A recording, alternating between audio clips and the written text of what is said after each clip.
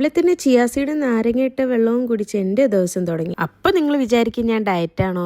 അതെ ഗൈസ്, ആരോടും പറയണ്ട, ഞാൻ ചെറിയൊരു ഡയറ്റില്ല. എത്ര ദിവസം കാണുന്നൊന്നും അറിയില്ല. എന്നാലും ഓഫീസിൽ പോകുന്ന വഴിക്കാണ് ഞാൻ അത് കണ്ടത്. ബിൽഡിങ് ഫുള്ളും മണ്ണുകൊണ്ട് മൂടുന്നു. അതെ ഗൈസ്, രാവിലെ ഫുള്ളും പൊടിക്കാറ്റ്. അപ്പൊ ഇന്ന് അലർജി ഉറപ്പ് ഗൈസ്. ഫുള്ളും പൊടിക്കാറ്റ്, ബിൽഡിംഗ് ഒന്നും കാണാത്ത രീതിയിലുള്ള പൊടിക്കാറ്റ് ഗൈസ്. പൊടിയൊക്കെ പറക്കുന്നു ഗൈസ്. ചൂട് തുടങ്ങിയിട്ടേ ഉള്ളൂ. ഇതിന്റെ അർത്ഥം എന്താ അറിയോ? ഇനിയും ചൂട് കൂടാൻ കിടക്കുന്നേ ഉള്ളൂ. എന്റെ ഗാരേജ് വരുന്നത് മുസഫ 3-ലാണ് കേട്ടോ. അങ്ങനെ ഞാൻ പണിക്ക് പോവാണ് ഗൈസ്. നാട്ടിലൊരു 45 ദിവസം നിന്നതുകൊണ്ടാണോ എന്ന് അറിയില്ല, ഇതുവരെ ആ ഒരു ഹാങ് ഓവർ മാറിയിട്ട്.